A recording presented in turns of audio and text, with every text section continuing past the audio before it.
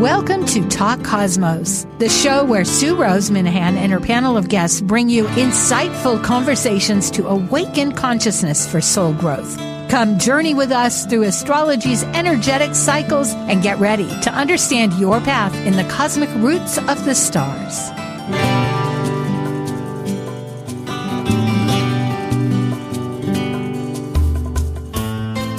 Hello, welcome to Talk Cosmos, and I'm Sue, host and founder of Talk Cosmos, and today is the 14th of April. We've moved past the eclipses, and we're heading on to another major event, and that's the focus of our talk today. It's when Jupiter and Uranus, the biggest planet in the solar system, Jupiter, meets up with Uranus. And it's expansive and it's authentic. It's asking us to reach into our self or our identity for many reasons. Other planets are at play. It's not just those two in the team. They have a whole crew working on their behalf. And you might say Venus, who also is very related in mythology to Uranus, it's a whole family affair, you might say, in that regard, has her say. She's wanting our values that are deepest within our core to speak. And also about the wounding of our past. We might have a long past. Our memory might be short, but how it feels and what we must experience can have many layers to it. And of course, we know that when we're all healing and working on our finding that self that we need to listen to, that authentic self that Uranus shatters away with its electromagnetic field to say, hey, let's get real down to what you are and use that material because we're here always for a purpose. Venus is also about purpose. And in fact, that relates me quickly to the fact that we have a guest who used to be with us all the time. That's Lesley Francis. And I won't say more because we have an introduction that we'll be ready for in a moment. And she does purpose, soul purpose astrology, along with our psychologically oriented spiritual astrologer, Dr. Tad. So we have a great crew tonight. I have many, many thoughts, and I've spoken enough. So we are now ready for Planet Buzz. Focusing on perspectives of pattern-planet cycle relationships and understanding their archetypal energy consciousness, reflecting through history, current events, mythology, and philosophical questions, these are the members of Planet Buzz. I am Sue Minahan, founder of Talk Cosmos since 2018, an evolutionary astrologer and student of vibrational astrology, a consultant, workshop facilitator, lecture speaker, writer, Dwarf Planet University graduate, charter member of Kepler Astrology Toastmaster Club, hold an AA degree and Associate of Fine Arts Music degree and Certificate of Fine Arts in Jazz. I'm an artist, musician, mythologist, and pursue esoteric philosophies. I'm Lesley Francis, host of my own podcast, Coloring Outside the Box, and official astrologer for Female First, an online British magazine. The author of the 2019 and 2020 Llewellyn Sun Sign books, I am a professional astrologer, intuitive, and lecturer, both in my own country of Canada and internationally. My lifelong search to understand what it is to be human led me to develop my own approach to astrology, purpose-centered astrology. I passionately seek to support people in their greatest act of creativity, living life, through writing, consultations, and webinars. Creator of Star Cards, my own deck of oracle cards, I love talking and making people laugh. And I'm Dr. Laura Tan. I work as a spiritually oriented psychological astrologer with students and clients around the world. As a counselor, writer, and educator, I love helping people recognize their inner strengths, take advantage of auspicious moments, and navigate times of challenge with greater ease. On my own podcast, Mythic Sky Storytime, I discuss astrology, mythology, and actualizing our full potential. Learn more at mythicsky.com. And as the ancient Hermetic Code reveals, as below, so above. As above, so below. Well, and here we are in the middle. Hi, Lesley. Welcome back. And hello, Laura. So good to see you both. Yeah. Good to be here. Here we have, Christine. yes, for folks to get a hold of Lesley, go to Lesley Francis, her name.com. And for Dr. Laura Tad, mythicsky.com. Although I know if you Google her name, you will find Mythic Sky, and myself at Talk Cosmos.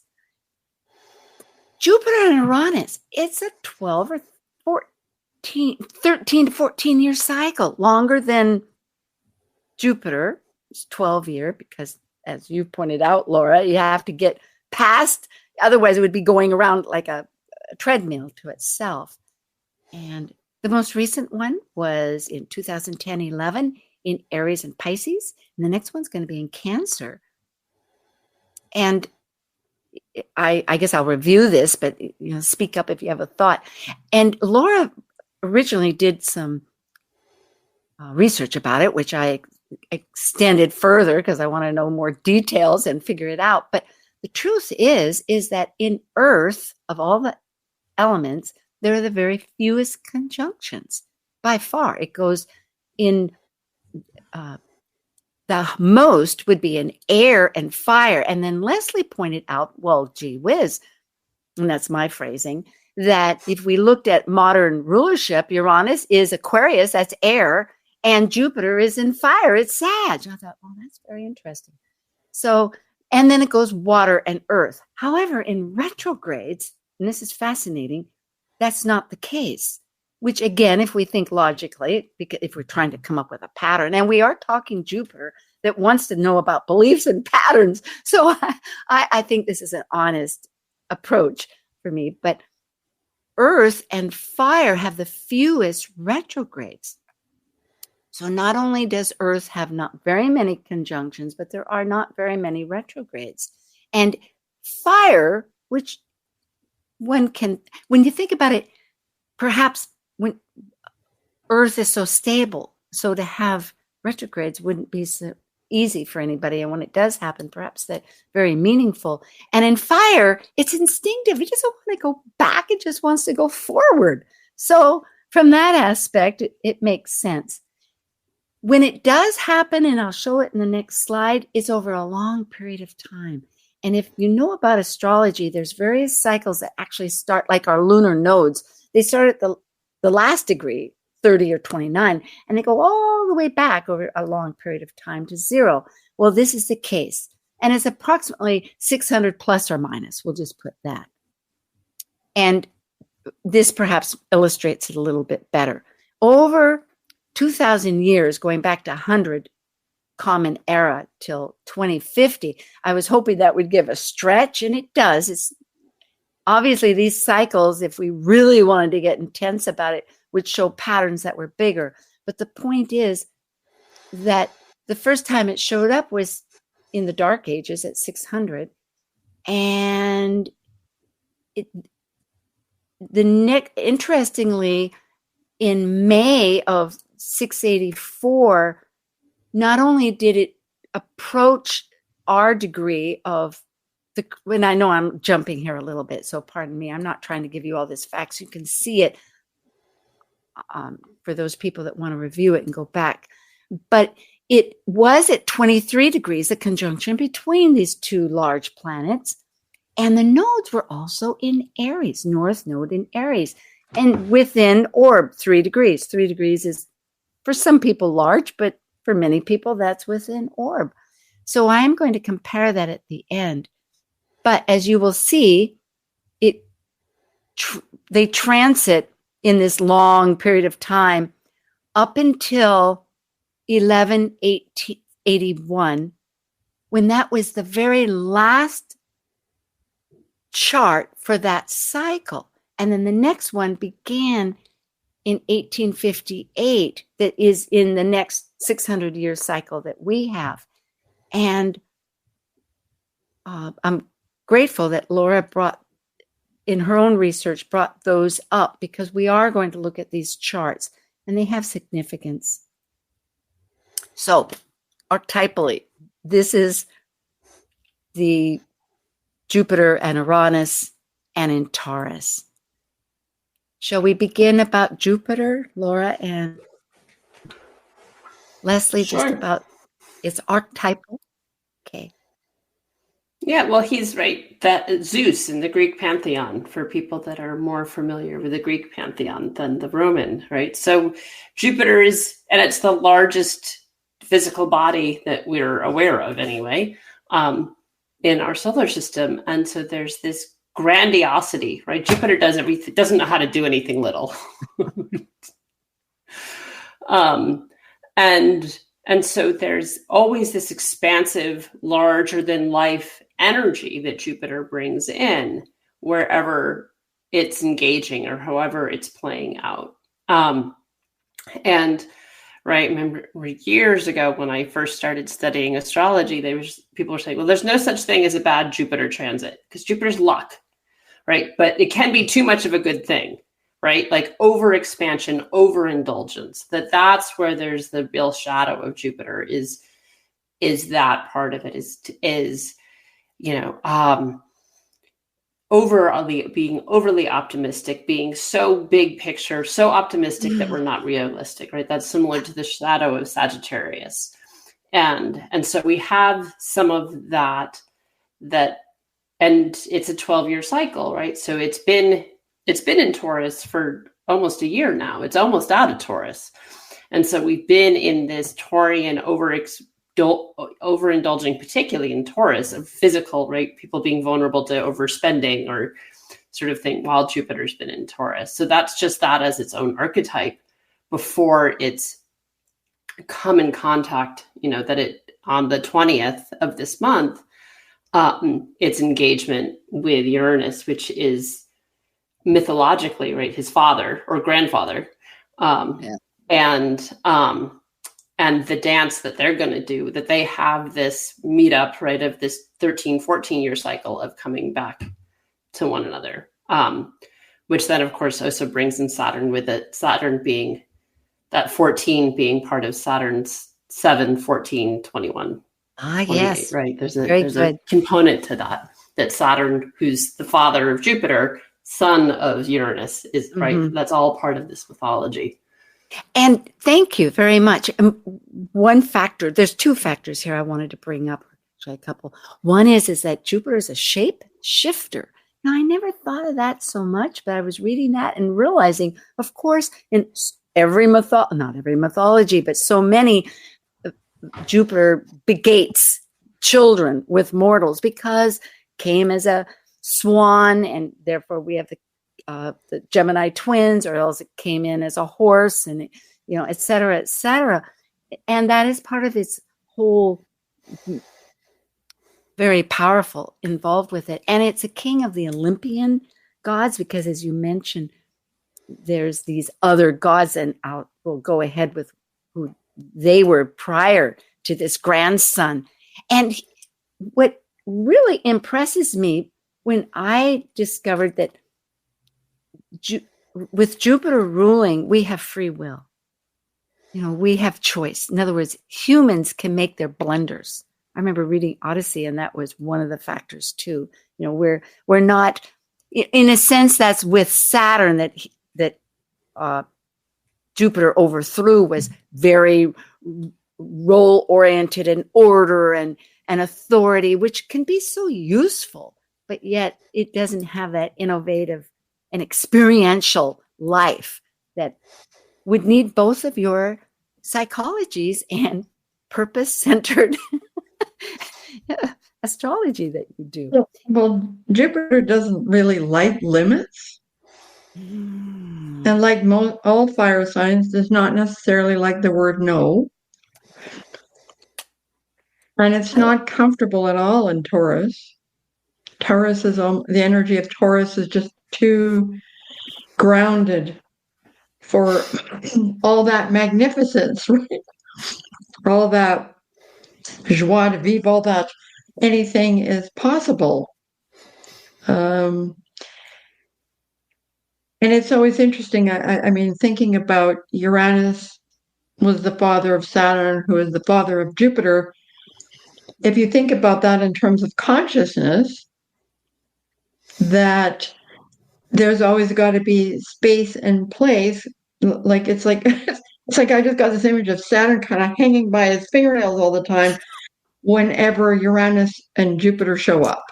And what's going to happen when they show up together and bring about, again, a huge shift in consciousness in terms of what is real, what is it that you can truly call upon to provide any sense of grounding. And so much of Taurus tends to view outward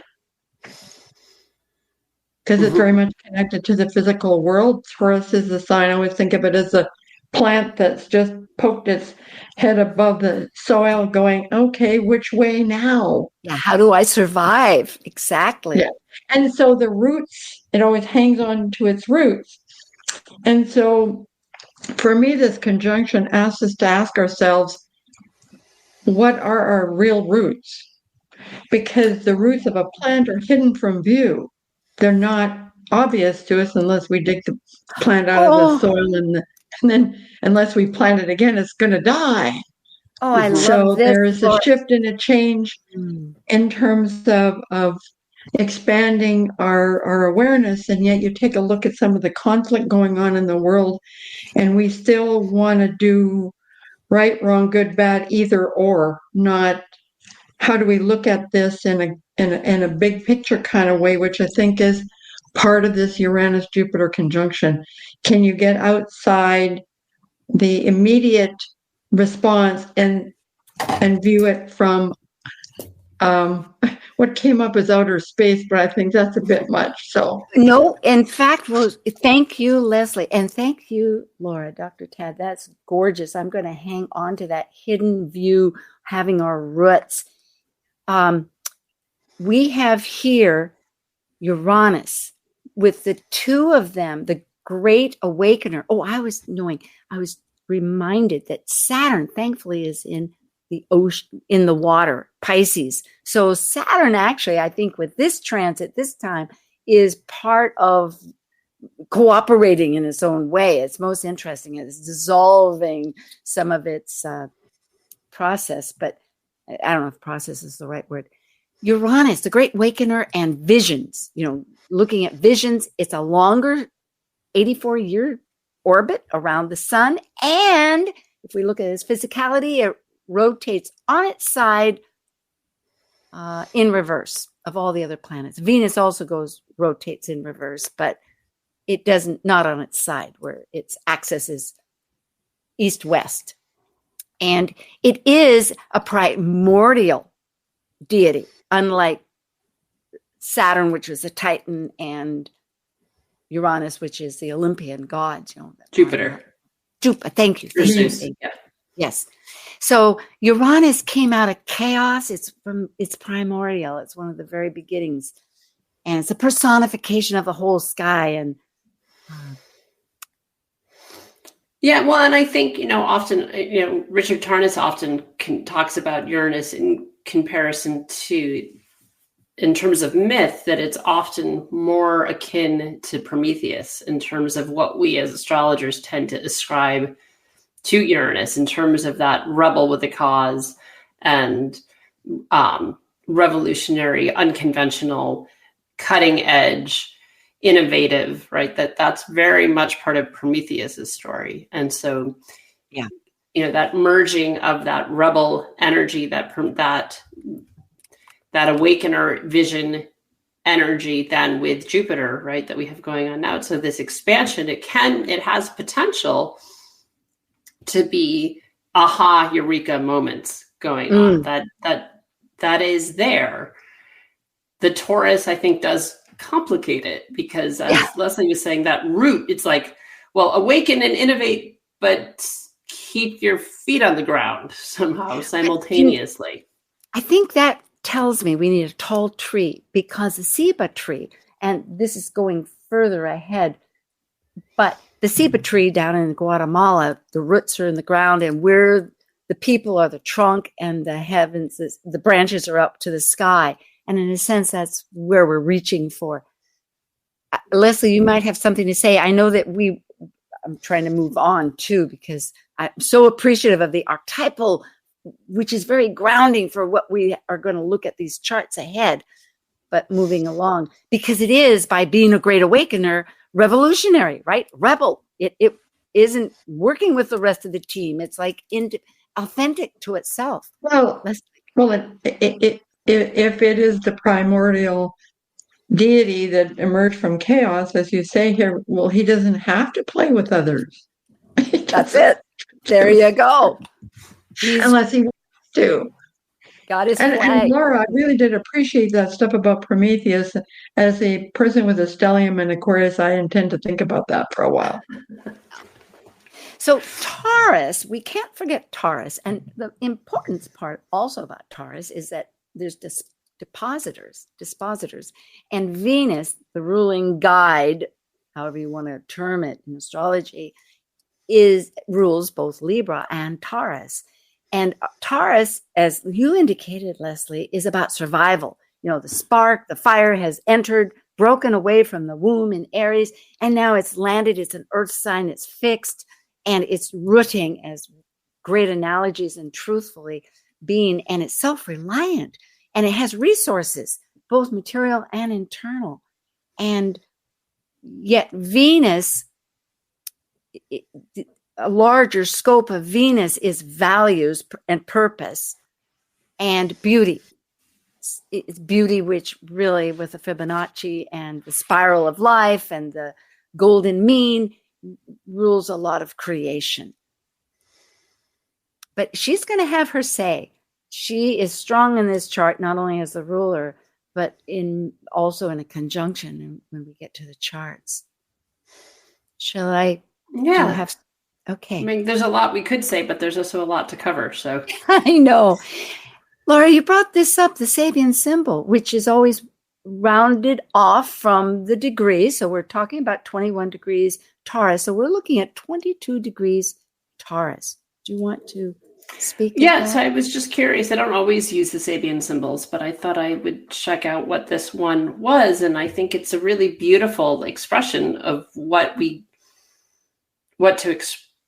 expect or what this may be about, particularly given the state of the world right now, and trying to hold this as the vision of it, because you could go very dystopian with some of the stuff that's going on. And so this is a way of not sort of falling into that abyss or rabbit hole, right? So the Sabian symbol, a white dove flying over troubled waters, right? And so this idea of like things are complicated. There's a tumultuousness, and yet the dove is always associated with peace, right? And so it's the symbol of world peace.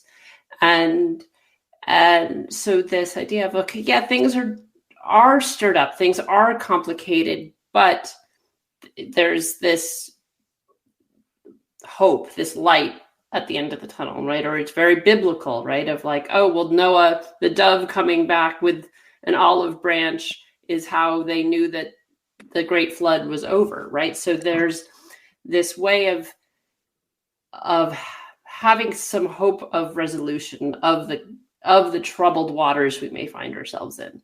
And I liked what James Burgess, because there's for those people, the Sabian symbols from Elsie Wheeler and Mark Edmund Jones in 1925 have been interpreted by many people. And of course, Dane Ruchar is a very popular and a go-to for understanding what they are, which I have written here. But James Burgess is also a student of Dane Ruchar and Zhong. And I like the idea that he expands that idea of the dove, which has its biblical essence, which I think Dane speaks of here, into just looking at spiritual signs that really we are talking about. And the whole chart, in my mind, with Saturn in Pisces and other energies here with Neptune, as we see, are really asking us to go within to find that center and for the signs through the physical. And it says here that the larger life rhythms indicate a picture and give signs all around us. I love that. Leslie, do you have a thought before we plow Well, on? I just wanted to say that I think that we do have to be a bit careful. We haven't got to the chart yet, but apparently I want to say this now, is to remember that Jupiter has a tendency to be a little bit self-righteous. I know all the answers. Very and important. Uranus can tend in that direction as well. So for different purposes, but it's important for us to stop and think and recognize that because we see the world or feel the world or experience the world in a particular way doesn't mean that everybody else sees it that way, and that there ought to be some mutual respect. And maybe that's because Venus is the dispositor of this particular conjunction. Yes, and she says it's heart-centered. Very good. And looking at this chart, this is the one in Washington, D.C., representing the United States. Should we take a quick break, Sue? Well, no, we're going to wait. We're going to wait. We have a minute. Thank you. It's at 27. We got 1 minute. It's at 10:27. I'll just introduce this. It's at 10:27 in the evening on the East Coast on the 20th of April. And there are quite a few, not too many, but there's potent T-square, meaning that's an activation. There's an opposition, there's another activation, and there's a sextile. So what you'd indicated there is with the nodes, if we just look at the lunar nodes, there's a stellium in Aries, which is our pioneering going forth. It's like this chart right off the bat wants us to move ahead. And how are we doing that? We have some great ideas like what are our real roots or what's our real purposes, how to decipher this energy here. Shall we stop there? Do you want to take a break then and come back? Yeah, I think it's good to take a break then. Okay. Now and we'll dive in. We'll be right back with Lesley Francis, Dr. Now.Chat, and myself for Planet Buzz, Expansive Authenticity with Jupiter-Uranus conjunction next week. So stay tuned. We'll be right back.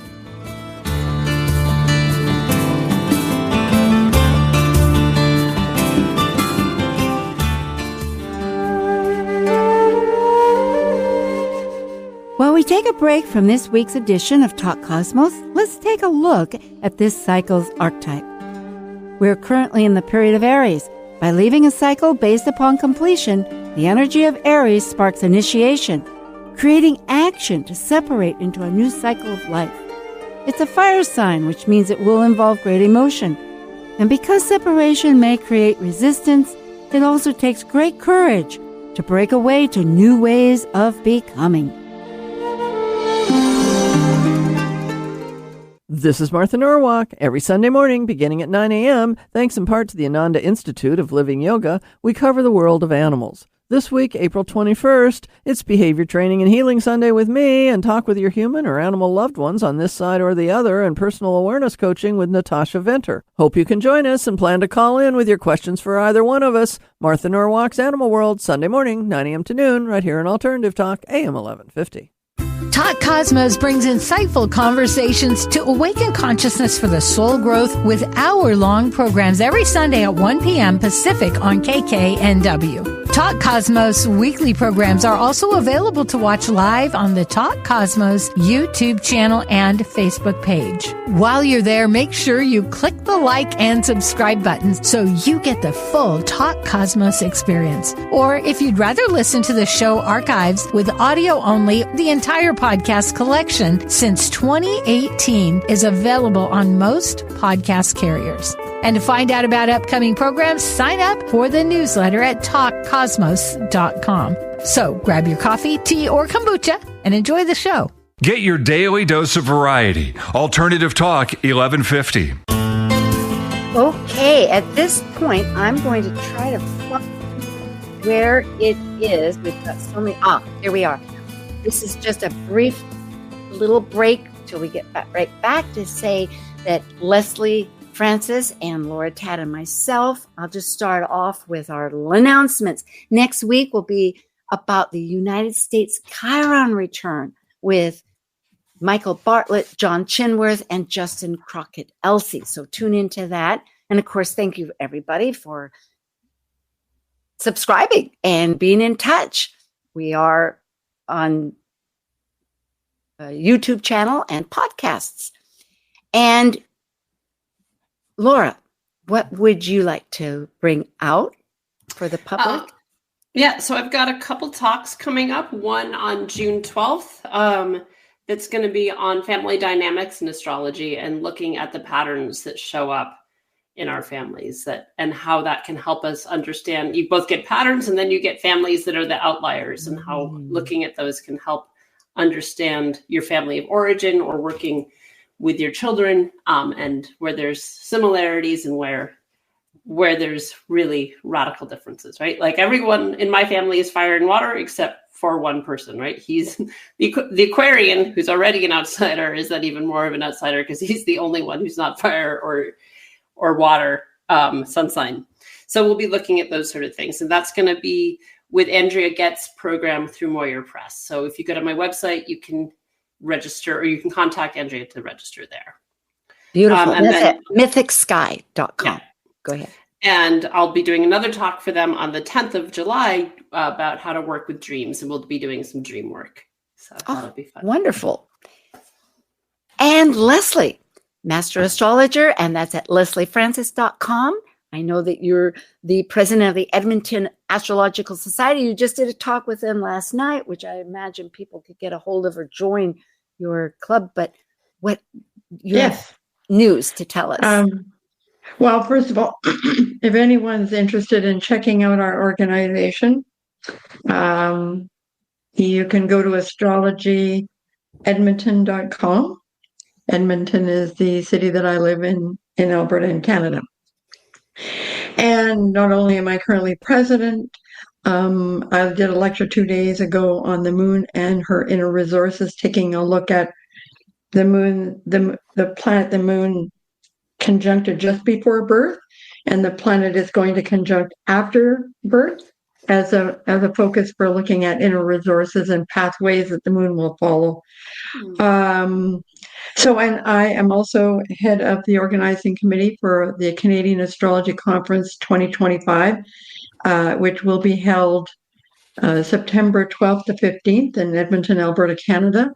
And for all the lovely Americans listening, you have to just check out how much you can buy with a US dollar in Canada. Anyway, the theme for this conference is Healing the Planet. And we're hoping to announce our keynote speakers sometime in the next 2 to 3 months. So people have plenty of time to get their stuff organized so they can join us. We're very lovely, friendly people. So we promise you'll have a good time. Oh, and September will be a good month. That just sounds spectacular. And I'm in the process of sometime this year launching 2 new podcasts. Coloring Outside the Box, I think, has come to its natural end. I've had some personal challenges which have meant I haven't been paying attention to because it just didn't really have the energy. So I'm planning to do one called Things I Learned from Falling on My Face. I love it. I'm sorry to hear it, though. And the other one will be called Astro Soup. Goody. Well, we'll look forward to it. Thank you, Lesley. And myself,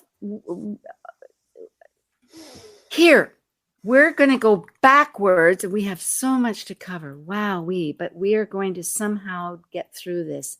So here we are. We have this stellium in Aries on the North Node, where we know that that's where the planet's headed, is northwards, and that's where our destiny is. It's a lunar. We're just going to talk some facts here and as much information as we can. And Venus is collaborating with Chiron, our wounds, in order to figure out how are we going to do this so we don't get in our own way, right? That's one way to look at it. And if you want to pick another one, we'll just plow on if we can. Pardon the word plow, but we do need to kind of keep forging in Aryan fashion. Point out before we switch charts, because one of the things that is interesting about when we cast a chart for the states or for Washington, but so looking at it as sort of that being the US as a whole, right, as we get this Sag rising, so then Jupiter is governing the chart and for this Jupiter-Uranus conjunction. Yes. And so even though they are at the exact same degree, Jupiter is a bigger player in the states than in other parts of the world with that conjunction, which we then saw. And we do. Laura, you're absolutely right. And that was the next slide. So I'm going to show it right now that yes, for the United States, there is a difference. And with the East Coast, it is Jupiter, and for the West Coast, it's going to be Venus. But interestingly, they're both so aligned with this because Venus rules the Taurus. And as long as we're at it, we may as well jump to Canada. Canada is also a Sagittarius rising. So in other words, Canada with their capital in Ottawa and the United States, both are ruled by Sag. Go ahead. So just looking, and then I don't know if you cast the one for the UK. Interestingly, for the UK, we got the Aquarian rising. And so then Uranus for Europe then, or at least the UK, is a bigger player. And so they're both of these planets really important for really significant parts of the political world. It is. And it's just an interesting way how that's lining up. Astrocartography. With yes, all indeed. of that. And yes. That there's more of a Uranian quality to it in England. You'd still get some of that Aquarian rising in part of the continent of Europe, and then in the States. And so this is a very significant conjunction, and we'll see how it exactly plays out. Initially I had some. If I was trying to a little dystopian, but like I have some concern about seismic activity with this conjunction. I don't think I think that's part of the eclipse, impacting the quake that hit Jersey a week ago. But when I looked at it historically, I wasn't seeing anything about big earthquakes. There was other really significant things, but I didn't see anything about earthquakes. Let's just stop, Laura. Let's pause on some of that. Let's stay with what you brought up if we can. And that is how this conjunction is working just briefly over the world very powerfully, but with a little bit of different emphasis. Okay. Because I have charts that show what we've talked about, but they're further ahead. And I want to go back to the original chart also. So if we're all on the same page here, because we have so much material and it's like, how do we logically step here and there, and a bit of chaos with Uranus is fine. I mean, that's what we're normally done. But I love this idea that all of us know, because, and I'm going to work backwards, in Europe that has the Aquarian, that's networking. I mean, they're over in Europe with, as we know, politically, all the troubles there in the Middle East. So they're networking with the rest of the nation, the world, you could say, and also in their environment, they're concerned. Then if you go back to Washington, D.C., we're trying to get the right philosophy, our belief systems, and we're trying to adjust our belief systems to go along with the right program and to be righteous as along with Canada, because if we go back here, Canada too has, at the very beginning, the Sag rising. So if we go back even further to the coast, this is fascinating, where the East Coast is, as we're bringing up Sagittarius along with Canada, looking at our capitals. But on the West Coast, whether it's Seattle or going down to Los Angeles, it's Libra.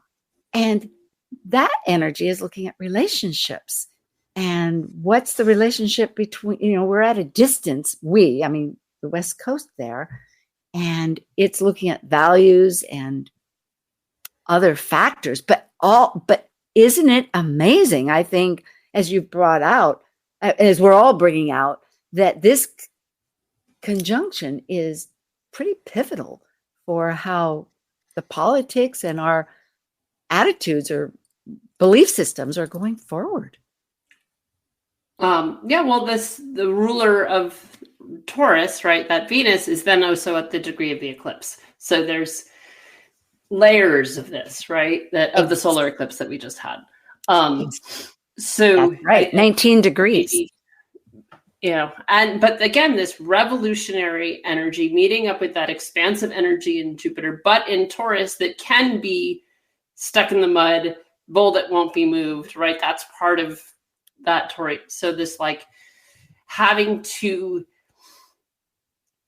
almost, force isn't quite the right word because that's more Saturnian, but there's this being catapulted out of where we are stuck potentially. Ooh, I love that. And that introduces these other aspects. And then we can move on, which I know we're all eager to do.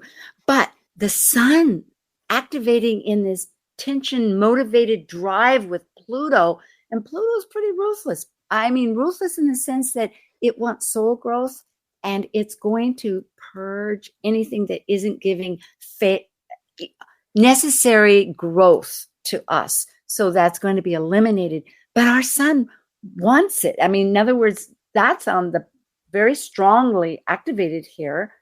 And then, of course, we have that other opposition with the moon.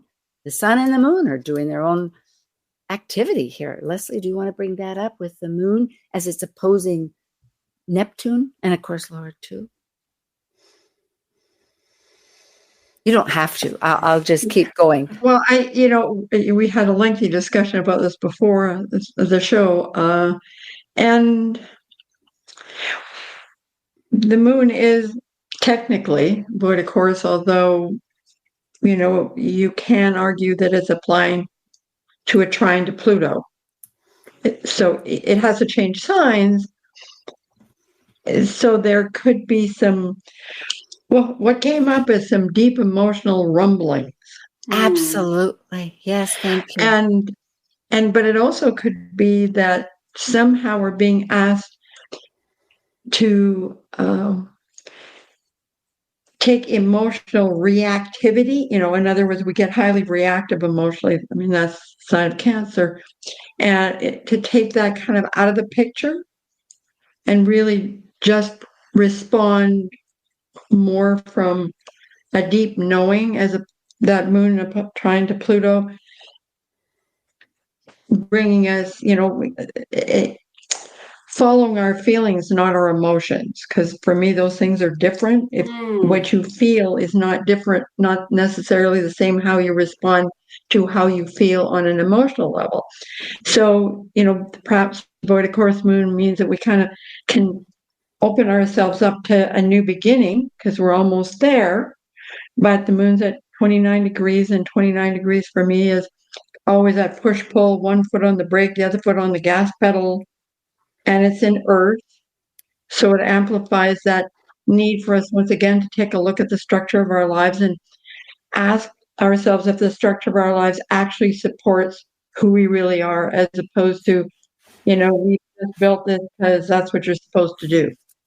It wants to fix things in Virgo, as we know. And I think opposing Neptune, it's looking at visions and how are we going to activate it. So, of course, those questions are useful. And Laura, did you have something? Well, I just wanted to like one thing. Yeah, please go ahead. Sorry. No, I just wanted to say that, the opposition to Neptune, maybe it's time for us to stop gaslighting ourselves and be honest and truthful. With the real truth, please stand up. Do you remember that show? It was like, yes, me. No, not you. Oh, my goodness. Laura? Yeah, I like that idea of distinguishing between emotion and feeling being how we express the expression of emotion right? There's this differentiating, and maybe because I have a moon in Virgo, I like differentiating that. Well, I totally get it. I used to worry and wonder, how can you tell the difference between, to me, air, but I had another friend that you know both, and we would sit there and wonder emotions and feelings. What's the difference? And yes, it's now I've evolved to understanding what you say, but it's they have a just to give an example, so people so a feeling is like, so if you feel unsafe, what is your emotional response going to be? Right. You either go numb, you run, you start trying to people please, you fawn, or you freeze, and those are emotional responses. I'm talking about how you express it. So, yeah. I had something else. It disappeared. Well, just think about it from a language, right? That the language of like the word emotive is, right? That's an act. Being emotive is, yes, right. And so versus feeling versus emotive action. Emotive is an action. Yeah, this is very good. Which is very different than like how you feel is not necessarily how you express how you feel, right? You can be angry and appear shut down, or you can be absolutely and get depressed. Yeah, I mean that is one of the definitions. Be sad and put on a happy face. Yes, the show must go on. We know all this, and so that does speak to some of this piece of Uranus. One of the things Uranus governing authenticity. Right. And so being our authentic selves, valuing our authentic selves with it in Taurus, getting and feeling like our authentic self is valued. Yes, I love it.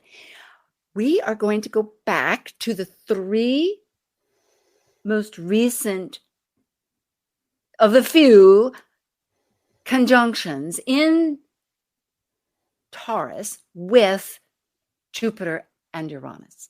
So the last one was, and this is just a review, and then we'll go into the charts. 1941, and it was at 25 degrees. Remember, the interesting part about this is that in 1858, it was at the very beginning of this 600-year, more or less, year cycle where Taurus will have its few conjunctions. Just to remind people, it's not very often, relatively, and they progress from 29 degrees onward.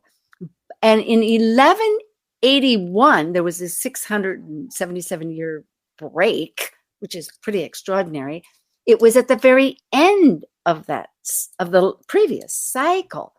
So this is information that we can find out a little bit about. And I'm hoping not to get too elaborate with these because we want to move on, but they're so interesting. And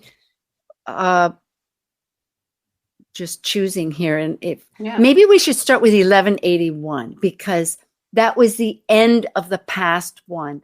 And Laura, you brought up the fact that Saint Francis Assisi was born, and I realized that I'm not Catholic, thank you, and I praise those that are, but the Pope that in current popular life today chose his name to be Saint Francis of Assisi. And this quote here, man of poverty, of peace, along with our dove, right? Well, and he's the patron saint of animals, which is how Taurus governs. So, and he got this conjunction in his birth chart. He was a living embodiment of this conjunction. Yes. So it just. Oh, okay. Thank you. So that's an interesting way that because of that cycle ending was he was birthed as the cycle ended. And now we're kind of having, and my point was to show that the follow through in some way of how it's moving forward.